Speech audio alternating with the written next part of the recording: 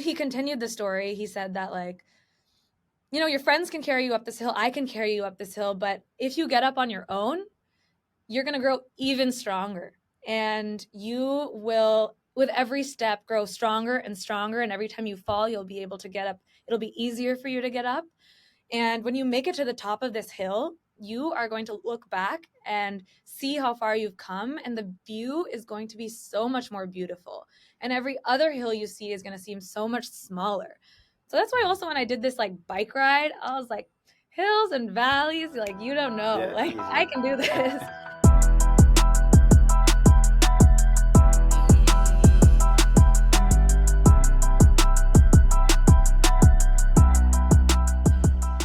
Welcome to Kula, the community for South Asian health. Kula is a Sanskrit word for community, which is what this podcast is all about, bringing together a community of the leading South Asian health experts to talk all things health, fitness, and nutrition. Poor dietary habits and lack of exercise in our community are leading to increased rates of obesity, diabetes, heart disease, and cancer, a negative trend that requires radical change. I'm your host, Krish Nandkeshwar, a health and fitness enthusiast, competitor, and coach motivated to educate and inspire the South Asian community to live healthier and combat disease. I interviewed the top South Asian health experts, including doctors, athletes, fitness coaches, and nutritionists, to share their expertise and educate us all on how we can live healthier that is unique to our South Asian identities. Thank you all for listening, and welcome to all the new listeners. So far, we have received very positive feedback, and I'm really excited to share the future episodes with you all. If you like what you hear, please like, subscribe, share, and spread the word. All right, welcome back to the Kula Pod, guys. Super excited to be interviewing Sonali Verma today. She is someone I've been trying to catch for the last few months. She has an incredible story, incredible story that I came across actually on Instagram, saw what she was doing, what she had done, and where she's going now with her mission. And, it's really cool because with this whole Kula podcast, I reached out to her a few months ago. I was in California. She was in New York. We talked about what we can discuss. And then I was actually in New York, and we got to meet in person again. Went to Central Park, grabbed a coffee, talked about everything. Very millennial thing to do, very New York thing to do. And it's great to just be able to connect with others that are like-minded and trying to pursue health in a positive way, and also tell some incredible stories. So Sonali, before we jump into your entire story, what's your family background? Where are you from? What's your cultural background? Sure, yeah. And I just want to say, I'm so glad you got to visit New York. We got to check out the cherry blossoms and get to know each other a little better. And I feel like not enough people are doing this work in the space specifically focused on South Asian health. So I was just so excited when you first messaged me. I was like, this sounds so cool, just getting to talk about this stuff. So I appreciate the opportunity. And a little bit about my background. My mom is from Punjab. She's from Patiala. And my dad is from Shimla, so Himachal. So they come from like very different cultural backgrounds. Yeah. Mom's very like loud family, very, very different kind of culture than Himachal, where it's a little more calm, mountainside. And they met via kind of a newspaper ad, arranged marriage. And then they moved over to California, Danville, California, a very boring town with nothing to do. Very But suburban. Yeah. very suburban, but we didn't have too much family in California, and we formed our own community out there, which I can speak more to. But yeah, that's a little bit about my background. That's awesome. And you're in New York now. How long have you been out there? I've been in New York since September of 2022, so about almost 2 years. I'm really liking it out here. It really is kind of like a fresh start for me, I would say. A good change of pace. Yeah.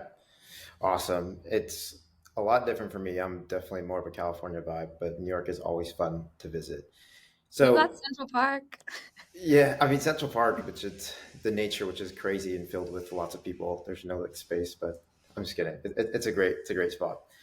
Um, let's dive into this awesome story. So I'm gonna let you tell your story, and really, what it starts with is what I came across was you biked 4,000 miles from Baltimore to San Francisco to support cancer, and there's so much there. One, it's 70 days continuous bike riding. It's a physical feat, it's a mental feat, and it's an emotional feat. Tell us about that story. What led you to do that? What that was like, and like the lessons you learned, and wherever you want to take it. Sure. I can kind of start off and let me know kind of what you want to know more about. But I decided to do the bike ride my senior year of college. I had just turned 21 and I had been wanting to give back to the cancer community more. Throughout college, I was looking for different ways to give back, be a part of it, kind of enter this role of kind of advocacy because I kind of was more of a patient. I saw more of the patient perspective before. And during my senior year, I was kind of looking online, looking at different things I enjoy. Like I enjoy sports, I enjoy travel, I enjoy different forms of just meeting people, but also looking at different cancer organizations. So I went on Google and I looked up and I found this random organization that does like biking across America, but very specific. They were focused on tailoring or understanding the needs of young adult cancer patients and raising awareness for their needs. And spreading awareness across the United States. So they'd be going to multiple different states from Baltimore, Maryland to San Francisco, California, and going within like 200 different communities. And essentially, all the people in this bike ride were impacted by cancer in some way. So it's an application process. They kind of see like, do you have a strong enough why? And in these different communities, you share your why, you gather different stories from different people you talk to, gas stations, stores, things like that. And you really go through and try and also reduce stigma around talking about cancer as well. For me, I think two of my just like really personal motivations around this was I used to have a really hard time talking about cancer within my community. And when I was going through it from my freshman year of high school to senior year of high school, I didn't tell anyone at my high school that I was going through it. And I had told my sister, like, please don't talk about this with people. My family was pretty private about it as well. But it took a level of like understanding. I think there's a deeper layer that I could talk to later. But this was kind of me being like, I want to share my story and I want to own my truth. And that also takes sometimes pushing yourself out of your comfort zone. And something I noticed is like, that first day when we were in Baltimore and I like got up and I said like, "Hey, I'm a leukemia survivor and this is my why. Like I'm honoring my family. I'm trying to like break stigma and like really trying to raise awareness within my own community as well." My voice was shaking and I was like so nervous and I felt so shy and I was also the only survivor on the team, so I still felt a little I would say a little bit uncomfortable, but Of course. as we continued riding, I noticed that my voice got stronger and I would share more and more about the story. And it was just so crazy to meet like 60, 70-year olds who still like couldn't bring the words like cancer to their tongues because it's something that's so hard and personal to talk about. But yeah, that's a little bit about the journey itself. And one last piece I will share is I read this quote online by the founder of Ulman Cancer Fund. The founder also had cancer, and his kind of mission statement is something I really resonated with. That really made me be like, "This feels like the trip for me," which was turn your pain into your passion and your passion into your purpose. And that really Love it. resonated with me because I felt like because of my cancer experiences, I was looking for meaning in my life or making meaning of the suffering that I'd been through. And I feel like purpose driven is a way I would describe myself. And this really felt like a really impactful way to do something while also having fun. So, yeah, Yeah, I think that definitely became one of my life mottos too. I love that. Just to reiterate it, it's make your pain your passion, and your passion your purpose, right? Yeah, yeah. Turn your pain into your Turn passion and turn your your passion pain into your purpose. passion. Yeah, yeah. It's awesome. I mean, we can even break that up into this. And so, just for background, if you're comfortable to talk a little about your cancer experience briefly, just so the audience is familiar, and then um, yeah, let's just start there and see some of the things that you were going through, some of the things that you were struggling with or persevering through that you learned during that entire process. Sure, yeah. I can kind of start from the beginning. I was diagnosed when I was around 14 with acute lymphoblastic leukemia. And around your teenage years, there's a lot going on. And we had just gone camping for the weekend with a group of family friends, all Indian families that I grew up with. They're like my brothers and sisters in a way, very close friends. And my back was hurting, and I had a bunch of bruises all over my body. I had developed a fever as well. And my parents just thought, like, you're just falling around everywhere, and, we'll go home, everything will be fine. Um, and we go home, and I was honestly, I've always been a little health anxious, I would say. I'd like go to Google as soon as I something happens. And so I went to Google, as millennials do, and when I researched it, leukemia was the first thing to pop up on the right Mm. hand, or like somewhere on the screen. And so I take it to my dad, and my dad actually responded with like anger. He's like, never say that, like, don't use that word, like, nobody in our family has a history of cancer. This is like, he got upset with me, which is a really unexpected reaction. But I was like, okay, you're probably right. But it's still warranted. Like, he's like, okay, let's go to a primary care physician. So we went the very next day, got some blood work done, got checkups, and then went home. And then at 1 a.m., essentially, the doctor calls us and said, like, all right, you got to go to the emergency room. And so I end up going to Oakland Children's Hospital. And yeah, that night, the diagnosis was delivered. And it was done in uh, a way that I look back and feel like it wasn't necessarily the best form of care. But yeah, I can share a little bit about the diagnosis itself. The night of the diagnosis, a resident had told me that, like, I might have leukemia. And then we were left in a room for 7 hours waiting in like dread, trying to figure out, like, wait, what? Like, do we have it? Do we not have it? Yeah. And there was no oncologist on call at the time. And then a team came in. And when the team came in, we are like, okay, I was like, if it's probably that. And when they said you have leukemia, my dad instantly actually clutched his heart and ran out the door. And he is a heart patient, as many Indian older men who Yeah. have had a history of heart disease or heart challenges. I was worried about him, but I was also like just in shock.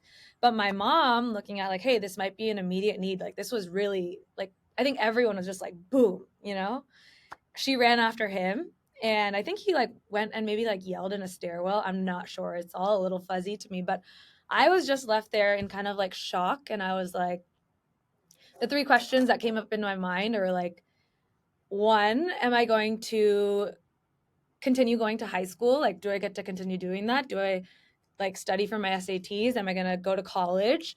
The other was, am I going to continue to play soccer? And the third was, am I going to die? And so the answer to the first two were no. I had to start homeschooling, or I dropped out of school for some time as well, or just like had to take a pause on school. And unfortunately, also, my body got severely impacted by the chemotherapy, impacting my ability to walk, impacting my ability to play sports essentially for the rest of my life. I now have to choose like all low impact sports essentially because I had to get a hip replacement. And essentially, though, they told me that, like, we cannot promise that this is something that, will be curable, but they can say, like, your statistics and your chances, the remission rates, chances of reoccurrence, which is comforting, but not very comforting. And we Right. just had a lot of information to deal with at that point. And yeah, it's strange, but the memory I carry with me from that night, the two memories are my dad running out, because the worry I had for him, it was less even about, I was just like, is he okay? Like, that was my first reaction. And I also was just like, I have never even like, leukemia is just something I've like seen in a movie, like, of the girl and Yeah. she like died. And I'm like, I don't know anything about this. Like, no one I know has, like, my age especially has this, young teen adolescence. And I remember there was this nurse in the room when my everyone had left, and she didn't really have the words of what to say, but she just came and she like drew a little smiley face on my arm, and something about Yeah. the human aspect of just like presence. And I don't know why that smiley face was something I like held on to, but it helped. And so but yeah, that's about that experience. But in the hospital itself, one of the challenges was that I was on a floor with a bunch of babies, essentially. It was called the immunocompromised ward because I had a really low immune system, low white Mm, blood cell count. right. The chemotherapy essentially is meant to like kill a lot of the cells that are essentially cancerous. So my immune system would be completely low. I would not be protected. So I had to stay in these like immunocompromised wards. But unfortunately, there's the wards with like the elderly folks who have cancer, like 50s, 60s, maybe 40s. And then there's like these babies. And then I'm a teenager and I have all these like teen questions around like sadness around missing prom, thinking about school, but also like my identity as I'm trying to figure out who I am or who I can't be anymore. I was kind of grappling with not being able to play soccer anymore.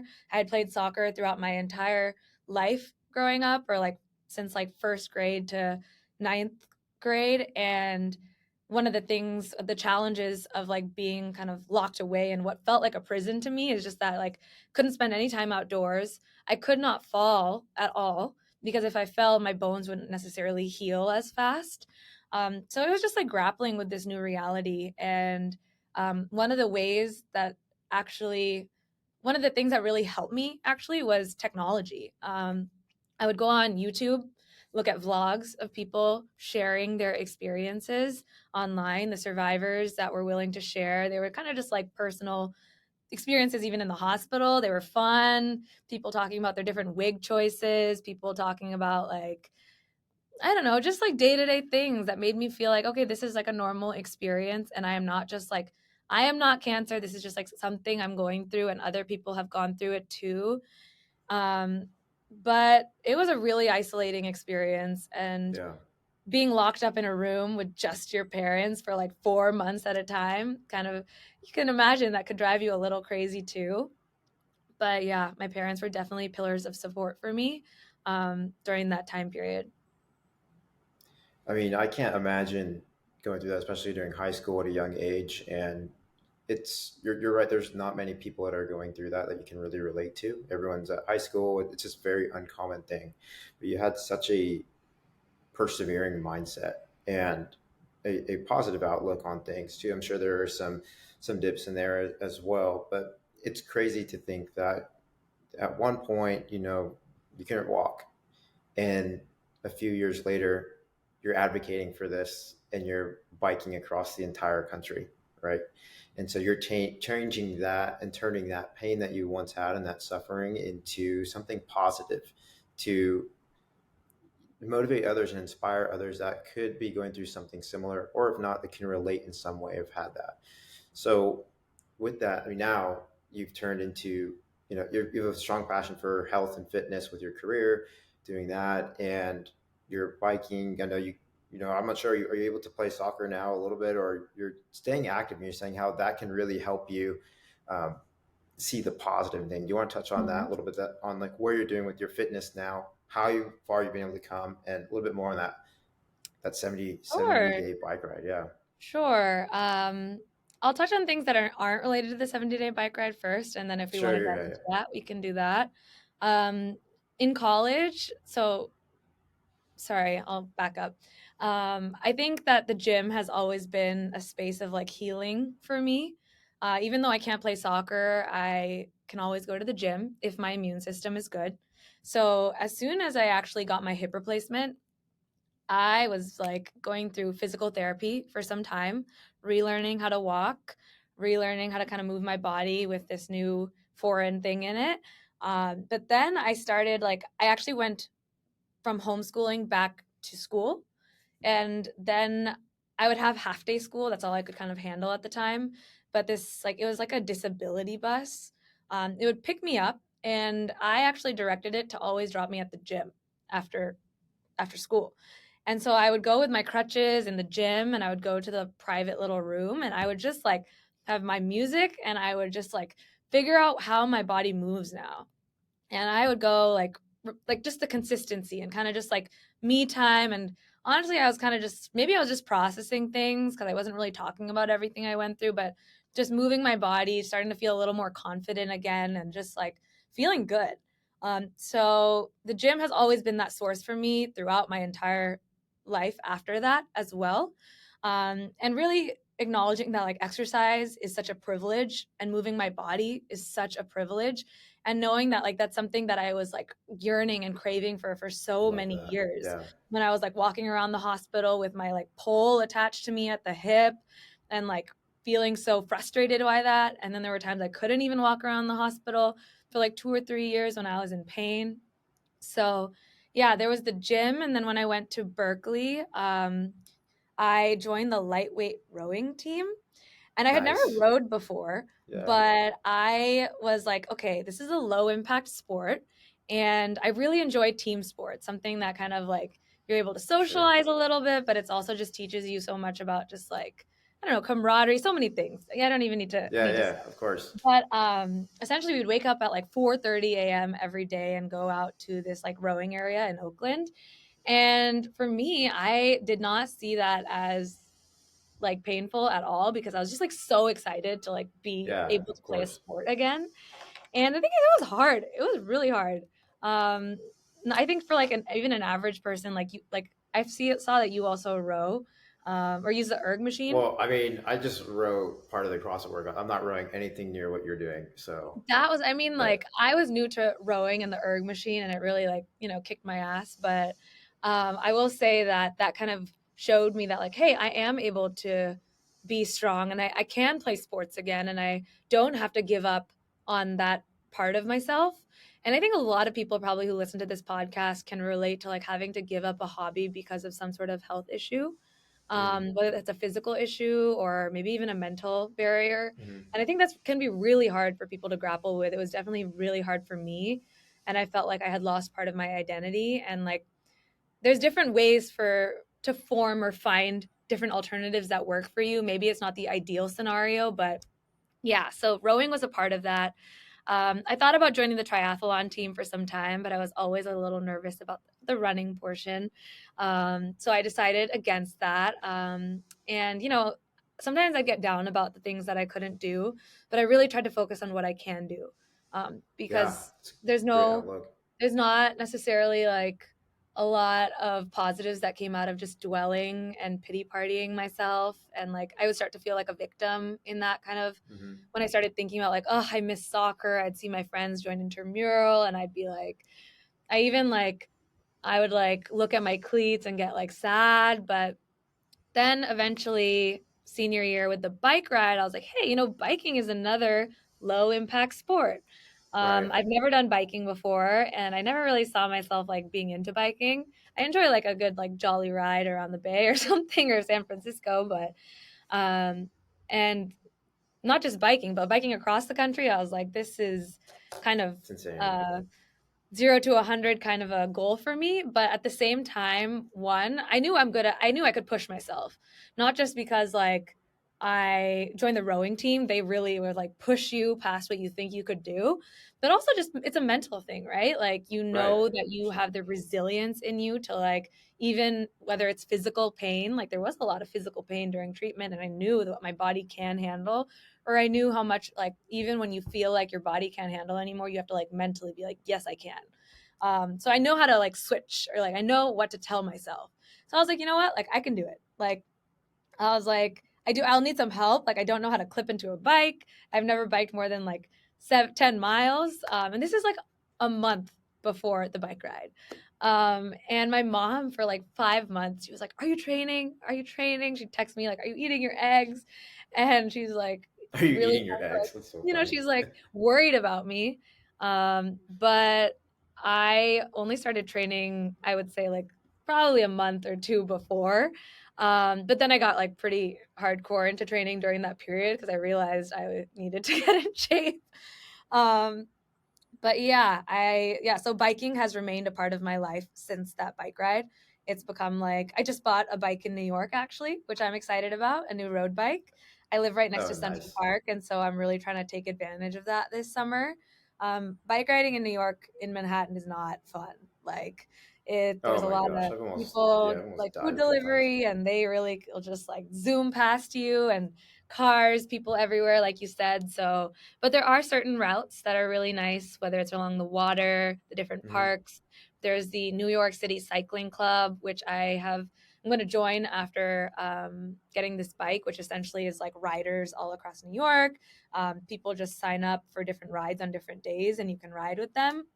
And then there's different events throughout the city. So recently I did the five boroughs of Manhattan. It's a ride where you go through like 40 Super miles. cool. And it was so fun. We were riding on the freeways through Queens, through Harlem, through like all these different areas. And I got some friends to join as well.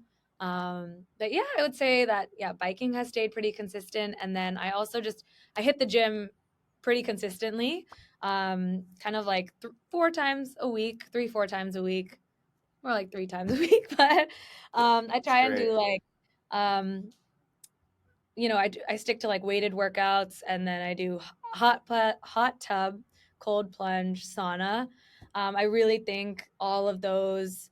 It takes some time. It takes me like an hour and a half, but like the way it impacts my mental health, like it is so significant. So it just keeps me coming back again and again, Yeah. and I always know that that is how I heal, or that's how I work through things.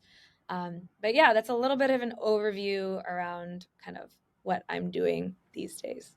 It's awesome. I mean, you turned. I love how you think about like exercise as a privilege. That it's a privilege to be able to move, to be able to have the opportunity to work out because you never know what injuries you might have or health issues that prevent you from doing that. But then also seeing such a positive light in it. Some people are, oh, they don't realize that they have that privilege and they're kind of on the lazier side and trying to motivate people to, hey, it's a positive thing to be able to do. Whenever I get hurt, I'm just so bummed. I'm like, what can I, how do I exercise? Mhm. So I love seeing that you have that mindset and you're able to find low impact sports out there. And rowing is it's a very challenging sport. If anybody's sat on even like the rower, the concept two, or just go out on those, even just the kayaking, everyone gets wiped. Doesn't matter how fit you are. And then biking long distances, and even if you didn't do the triathlon, but maybe that's in the future. Who knows? Who knows? Who Swimming, knows? there's a lot. I wanted to touch on something you mentioned, which is resilience. And a lot of people will go through, or everybody goes through something in their life, whether it's health, losing career, breakup, whatever. Mhm. But you have to build resilience and to continue to be successful. So, what are your thoughts? And you can tie it to your experience, but just your thoughts. I know you've mentioned to me personally about your hills and valleys, your concept there, and Mhm. just persevering and being resilient. I think with your story, people can understand why you are resilient, but it can also tie to their experiences, whatever it may be. So, Hmm. talk to us a little bit about, or let me know a little bit about resilience, hills and valleys, and how you kind of see that. Yeah, it's a good question. And I mean, I have a lot of different thoughts on that, but I can share a little bit about that story. I think um, during the kind of tail end of my chemotherapy experience is when I feel like my resilience, or like I was most tested, essentially. I experienced a really severe mental health setback during my cancer experiences. Essentially, chemotherapy impacted my brain. Um, it's a drug called prednisone, and very high doses of prednisone impact the body. People who have like a infection are often given prednisone, and they already feel mood swings, like they're angry, this, that. But I was given prednisone for a period of like 4 or 5 months at like extremely high dosages to kind of shock the body. And during that time, I essentially just like my cognition was severely impacted. Like there was a time I was walking outside and I had no memory of where I was. And I was right outside my house where I grew up for 17, 18 years. And that night itself, I was taken to the hospital, and I was in the hospital for 4 months then. And actually, what happened, I didn't used to be comfortable saying this word until I did the bike ride, and I like made connections essentially with people where I felt comfortable. But it's called prednisone induced psychosis. Essentially, the medication impacted my brain so much that like I lost my memory, but I also was just not myself essentially, and I fully just like really lost touch with who is Sonali. And as a teenager going through this, already on top of cancer and on top of not being able to walk, and I'm like chained in my bed, it was just like one after the other. And so basically, I was just like, for 4 months, I was just like in my bed, and like someone was just watching me all the time. And it was just so traumatic. And like, I felt like I had lost hope. At that point, I was just like, God, take the wheel. And so this is where my parents come in, because I feel like immigrant parents, they are resilient people. They have been through shit in their lives, and my parents have learned a lot about resilience. Right. And so I feel like they infused their resilience lessons to me during that period when we were just like stuck there and being like, what are we going to do? Is she going to get better? What's going to happen? So I can share like two different stories. And as I talk about this, I get a little emotional. So, but my mom, before I would have like these surgeries coming up, or like things that like we don't know what the outcome will be. We don't know what the results will be, but also like it's kind of hard for her to get through to me. And she would always be playing Hanuman Chalisa in the background. She'd play it near my ear. She'd have the little book and she'd put it under my pillow. And every night she'd be like, let's read it. Let's read it. And we'd sing the Hanuman Chalisa together. And I wouldn't say that like before I was like a religious person. I have now become a spiritual person, I would say. Yeah. But during that time, initially, I was like, okay, mom, like I'll read it. Like, what else can I do? Like, this is like, I don't have any hope, you know. So let's read it. Let's try. But as I would continue reading it, I just like found a lot of comfort in it. And maybe it was because like also when you sing, singing is a way of like Yeah, regulating for your sure. breathing. It's a way of like it's comforting, and then also it's something we could do together. But then I just found myself just like asking like, please, please help me. And like it really helped to just like leave things up to some sort of higher power, I guess. And then my mom also had to work. She owns a business. She's a busy, busy working woman. And during this time, she, especially because finances get strained during something like this, so she would have to work, my dad would have to work. At times I was alone in that room, and scary things would be happening. Like sometimes my heart rate would fluctuate a lot and I would get really anxious about it. I would like look at the machine.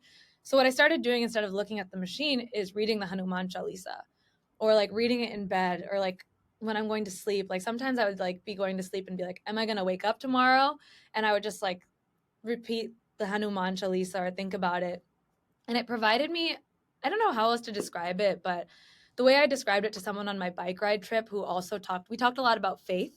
And I talked to Mm. him about Hinduism because they'd never interacted with Indians before. And when I was describing it to him, I was like, it felt like when I would read it, like I would have like a really shaky, anxious heart and I was not feeling Yeah. good and like unsettled. But it felt like something was like holding my heart and keeping it secure.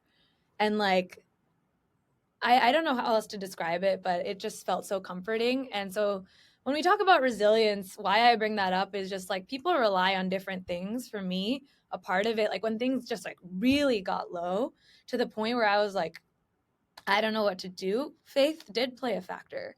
Faith in a higher power, just like faith that like hope, that things will work out. And also just like resilience in the form of my mother being there, that hand that holds my hand and is just present with me.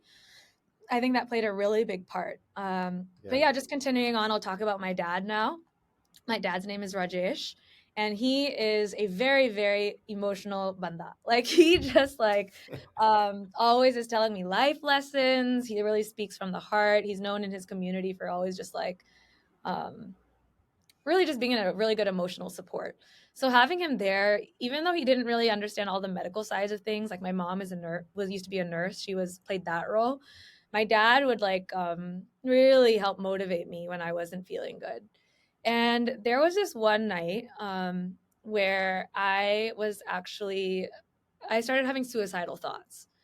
And I told my dad, I like called him over and I told him like I don't want to do this anymore. And like I guess in cancer it's a little bit of a mixed space, you know, like does that mean like you don't want to continue treatment? Like what is it? Yeah. But we didn't even explore it. We didn't even talk about that, but he gave me the space and he made me feel comfortable sharing how I felt, which is really important. And then he told me a story about hills and valleys, and he said it in Hindi. And for me, when my parents speak to me in Hindi, or when you listen to a Bollywood song, it always hits so much more. But I'll say it in English. And essentially, it was a story about resilience and how to look at like the challenges I was going through.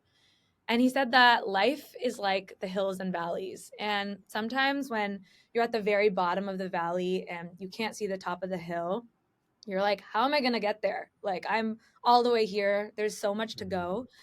But he said this all it takes is one step in front of the other. And like, Yeah. focus on that one step at a time, putting one foot in front of the other. That's it. Stop looking all the way up there. And he said that like it's okay to fall down. Like you've fallen down right now. It's okay to Yeah. cry. Like let's cry. Like we can sit here for as long as you want, but we will get you back up. And the thing is the we. He's like, I will Mm. be there for you. I will carry you to the top of the hill. You can give up, but I'm gonna carry you. Like, so he showed me that like I'm not alone, and I felt really alone in some of my experiences, even though people were around me, because it just felt like I'm going through this shit and nobody else Yeah. is.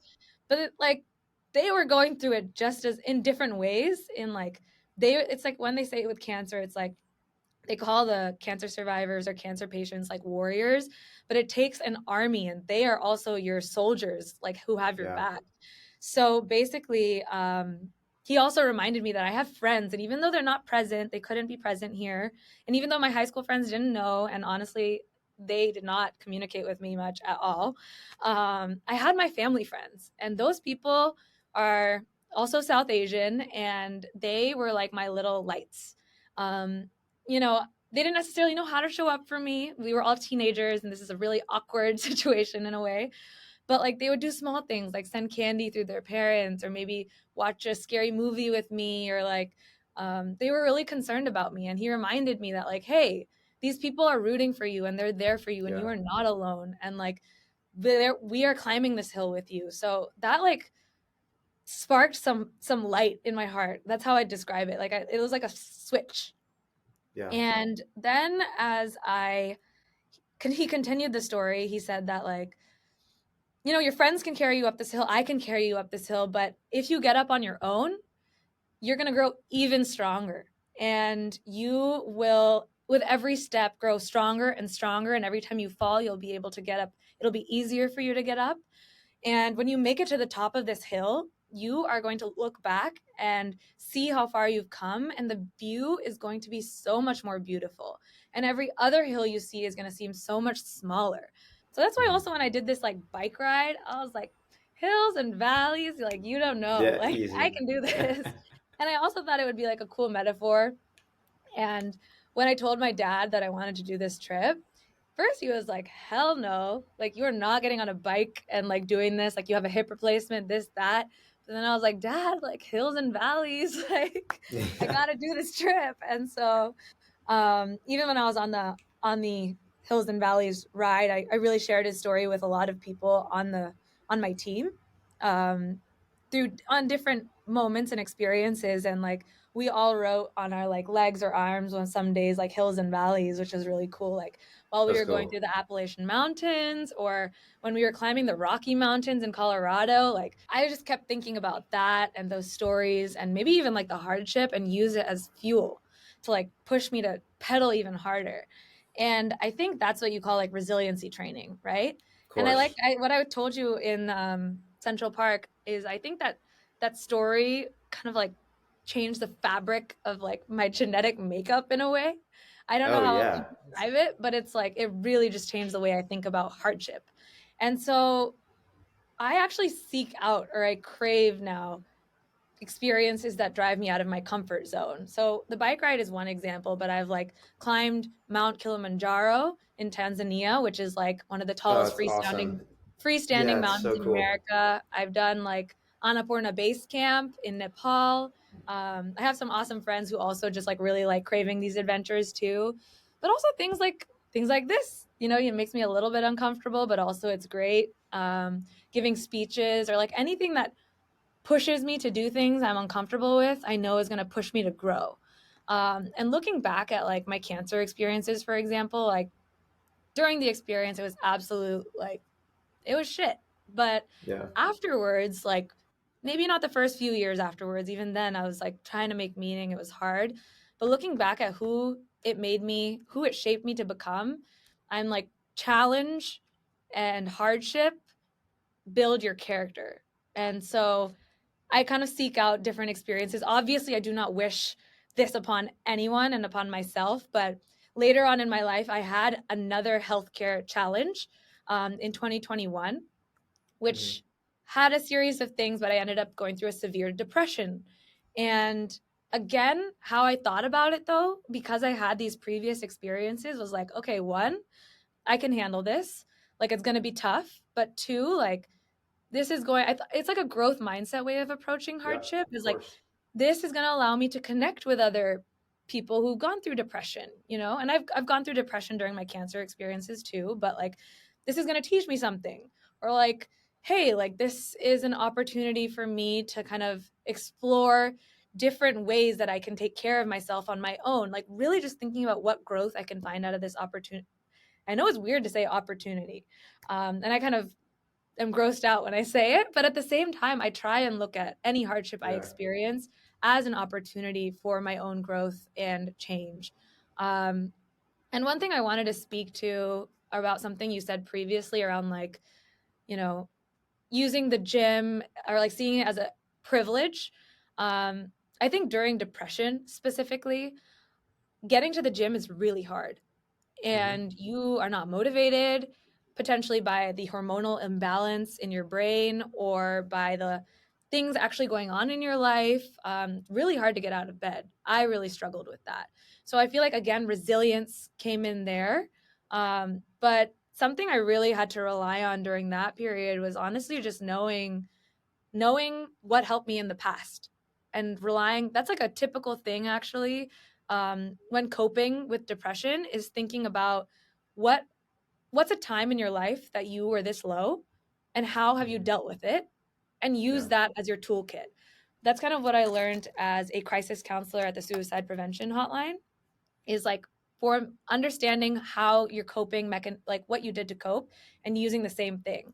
So in those moments when I'd be laying in my bed, just like lack of motivation, lack of drive, maybe it's like 8 p.m., I've been laying in bed all day, I think about, what helped me before. And then I also Mm-hmm. think about the science a little bit. Like, I know how exercise can impact the brain.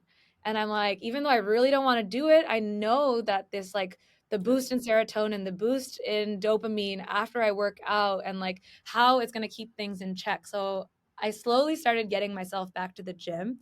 I will say there was a period where I couldn't do it. I was not always like, yes, right into growth mindset. I mean, this story is incredible, and I just want to touch on. We've talked about this of how you're really focusing on being a health advocate for cancer, mental health, everything in general, building through resilience, like you were talking about, and trying to have a positive growth mindset, even if you're down. And so, tell me now a little bit, or the audience, really what your goals are now, trying to help others that have similar experiences or just challenges in their life, and what you're focusing on to be a positive outlook and positive advocate for that. Yeah, so I think I am definitely trying to step into the role of a health advocate. I'm just starting to claim that, I'm a health advocate. Like, when does someone become a health advocate? I don't know. But essentially, the things I'm trying to do: one, continue going to any cancer related events, being a part of the community. It may seem small, but every person makes a difference. Like, we can't all embark on 70-day bike rides, and that's not something I'm going to be able to do again, or maybe I can, who knows? But the small things make a difference, and the small things add up. Like, you don't have to do some crazy thing to make a difference, right? Like, Exactly. doing things consistently over time is a way to still create change. So, for example, tomorrow I am doing it's working with the Leukemia and Lymphoma Foundation. I've done like a bike ride around Lake Tahoe for them, raise some That's money, awesome. and then tomorrow we're climbing City Field, and there's climbs all around the United States essentially, but we're climbing, like, it's like the steps, and we're going all around the field, and it's going to be like a community coming together. I did Cycle for Survival recently, which is Yes, that's awesome. essentially a really awesome organization founded by someone who had rare cancer, who passed away unfortunately, but essentially it's They partner with equinoxes throughout the United States, and they do bike rides. Like 300 people, 400 people come and do rides, and it's a really uplifting environment, essentially. And people share their stories. There's a lot of cheering. You raise money. So my team, it was around 28 people. We raised like $11,000 together, which is amazing. And one of the ways that I did this was through social media fundraising and advocacy. And that has also been like a big part of my kind of, I guess, strategy is just like every World Cancer Day, I post something or I do something, whether Yeah. it's like I created a short film once, which people can access via kind of the link tree I send out around young adult cancer experiences and awareness. I have collected like Medium art. I've written Medium articles where I collect experiences from like 70 different cancer patients on how you Yeah. can be a better friend to someone who has cancer. I just try and get people involved. So, for example, this Cycle for Survival, it was actually a pretty cool experience for me because I brought my Indian community to this event. And for some reason, I don't notice a lot of Indians at these events or South Asians. It's pretty white spaces, actually. I don't know Mm. why. There's no access to like South Asian cancer support groups. I wish that was a thing. If that's Mm. something I could start, I would love to do that, but I always find myself Noted. entering these kind of white spaces. And so it was cool for me to kind of have that because one, they were my close community that I formed in New York City, and they got to hear from a bunch of different cancer patients sharing their vulnerable stories, and they got moved, you know? And when someone feels moved by something personally, Yeah. maybe they'll take it into their lives and create change in their own communities. It's not just me and my little virtual community, you know? Of It's like, course. what are you doing in the real world? So, like, and that takes personal connection often. But I also got up there and I gave like a 10-minute speech. Sorry, Yep. 7-minute speech, and it was in front of like 300 people, and that was the largest audience I've ever talked in front of. And I got pretty real and raw up there, and it was really intimidating for me. But another example of me trying to put myself out there. And every year, I try and do something more and more. And if I could tell the people listening to your podcast anything, I would say that like choose an area, especially in health. If you want to work in health, create change in health, like choose an area that impacts you personally or an area that you really care about. Then maybe Yeah. decide on something that you can do every year for this. Like, for example, I could give my personal example. Every World Cancer Day, I think about like, what am I going to do on this day? Whether it's I spent 48 hours creating a short film to raise Mm. awareness, or is it going to be collecting these interviews, or is it just going to be going out in Central Park and handing out like little ribbons? Like, you could Yeah. do some small actions and committing to that for yourself. That could be your way of creating change. But yeah, just think about what personally impacts you and what you can do within your own communities. And also just being vulnerable and open. I think that in South Asian cultures, often health is very private. It's talked Yeah. about in hushed voices.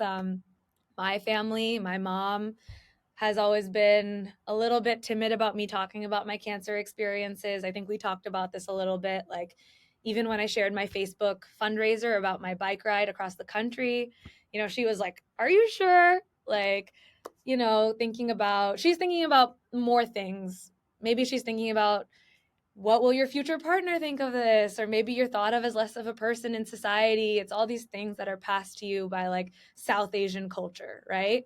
But she's also the woman who says that like even if you are disabled, you are more abled than able. So Yeah. there's like she doesn't even realize that there's this cultural stigma that is something that she's grown up with, but that she's also passing down to me. So we had a lot of back and forth around this. And I think people listening to this podcast maybe can relate to this in terms of like maybe if you've gone through depression, maybe your parents don't understand it, maybe they don't want you talking about it, they don't talk about it with their friends. I would say just have conversation. And if you don't feel comfortable having conversation on your social media, like I have started posting about not just my story, but the stories of others. And that's really hard. It's not easy. Like 70% of the people that watch your story are just lurkers. And then Yeah. like maybe 15% are like people that might like leave a little, heart. And then maybe like 5% like send me a meaningful message. And I'm like, okay, maybe this is useful. So I would say that like if you're really bold, get your story out there, put it on Love socials, it. maybe on an awareness day. There's Mental Health Awareness Month. This is the month of May. You could post or share even like a small thing Yeah. about yourself or just a resource that helps you. Like use your social media platforms for a voice for yourself or for others. But if you don't feel comfortable with that, that's totally okay. Like it's also health is private. But maybe in your own communities or circles, share your experiences and share your hardship and let people be there for you, but also see how you could be there for them and really reflect about your experiences. And I think everybody has nuggets of wisdom and knowledge when they take time to reflect on hardship. I Yeah. think something I've noticed is that some people will go through life and hardship will happen. They're like, block it out. I don't want to think about it. Let's move on. And that's okay. No judgment. You do what you need to do. But at the same time, if you take the time to reflect and look inward, to journal, to go to therapy, to do the hard work, you're going to come out so much wiser. And there's so many people out there who could really use this wisdom. And Yeah. whatever way you can kind of share that, and like you're doing this with this podcast, right? You're trying to make health, wisdom, knowledge, whatever you call it, more accessible. So I feel like that would be just an amazing thing for you to do. So like the biggest thing for you can do is be vulnerable, talk about things, and yeah, just be open to conversation. So now you have so much good advice, so many things that you're saying that I can resonate with, or I know other people will resonate with. You are, a complete warrior of what you've gone through, but also just what you're trying to build and advocate for others. It's such an inspiration. And as we wrap, I'm gonna put the links to this Cycle for Survival speech. It's a beautiful speech, and also you have this really cool video you made for your bike ride, so those can watch that. And ton of links of like articles that you've written to really like showcase your story and like your own writing. But as we wrap, like where can we find you, and like any last words that you have that you'd want to share? Yeah, you can find me. I'll share a link tree with you, which has links to a lot of different resources. And a few of the resources I do want to call out so that people will look at them if they're interested. I volunteered at the suicide prevention hotline for 2 years, and I learned a lot. And I know that many people struggle with or are trying to support people who have suicidal ideation. And I think in the South Asian community, there's a lot of stigma around it. It's hard to talk about. And I've done some work within that space. And so there's a Medium article, which is how to emotionally support someone contemplating suicide. Mm. And it's all of the tips and tricks, I guess. I don't want to say tips and tricks, actually. It's ways to emotionally support someone, essentially, and really tactical advice, like what to say, what to do, what are like the different coping strategies. And I think it's a really useful resource if like the day of you just found out, hey, my friend is feeling suicidal, like it's an article that you can kind of go to. So I just want to make that resource available since this It's awesome. platform hopefully will reach many people. And then the other thing I want to make accessible is there's an article called um, a collective letter to the next cancer companion, which is Mm. also advice collected from 70 cancer patients on what they Wow. wish or what was useful to them during their cancer experiences. So, really, just useful, small things that hopefully people listening to this podcast could use. I also just love travel vlogging, and so there's some videos there as well. But feel free to reach out to me if you're interested in healthcare tech, health advocacy, any of the above. And yeah, I'm really happy to be on this podcast. Yeah, it's been an honor to have you on. And I'll speak for some my experience with you. If you guys see her walking around New York or at Central Park, go up and say hi, because she's super friendly, extremely sweet, and is down to have a great conversation with you. And she likes her Thank you. coffee. Make sure you definitely say hi. I know a lot of people out there in New York. You'll see her around, and she's from California too. So who knows? But Woo! um, Sonali, again, such an inspiration to so many people, such an incredible story, and I'm so excited to see where you're going with this in the future. I know you're going to do some amazing things, and hopefully we'll just keep having you on in the future for this, and we'll, I don't even know how to wrap this one up. This has been an awesome story, and I'm so thankful you were able to jump on today and talk. Yeah, thank you so much. And thanks for making an effort to trying to form this community amongst South Asians who care about health and want to see what they can do and get more involved. So I appreciate Yeah. that. And yeah, looking forward to connecting in the future.